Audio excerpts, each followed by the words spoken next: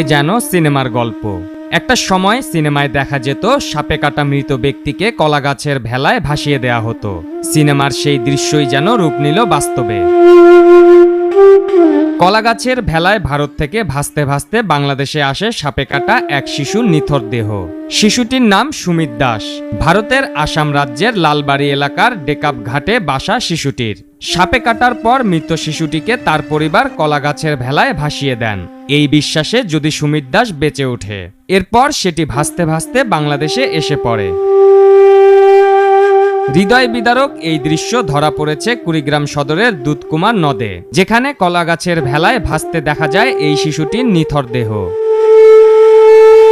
শিশুটির মরদেহ ভেলায় ভাসতে দেখে কুড়িগ্রাম জেলার যাত্রাপুর ইউনিয়নের গারুহারা ঘাটের স্থানীয় মানুষের মধ্যে চাঞ্চল্যের সৃষ্টি হয়। শিশুটিকে দেখতে দুধকুমার নদের পাড়ে ভিড় জমান লোকজন। কলাগাছের কয়েকটি গুড়ি ও চাটাই দিয়ে তৈরি ভেলার উপর 6 বছরের সুমিতের মরদেহ সাদা চাদর, গোলাপি রঙের মশারি ও পলিথিনে ঢাকা ছিল, শুধু মুখ খোলা ছিল। ভেলার সঙ্গে একটি চিরকুটে সুমিতের ছবি, নাম, ঠিকানা এবং একটি ভারতীয় মুঠোফোন নম্বর লেখা ছিল। চিরকুটে দেয়া তথ্য মতে শিশুটির নাম সুমিত দাস, বাবার নাম আকুমনি দাস, মায়ের নাম পদ্মা দাস, বাড়ি ভারতের আসাম রাজ্যের লালবাড়ি এলাকার ডেকাব ঘাটে। পরবর্তীতে চিরকুটে দেয়া নম্বরে যোগাযোগ করেন স্থানীয়রা।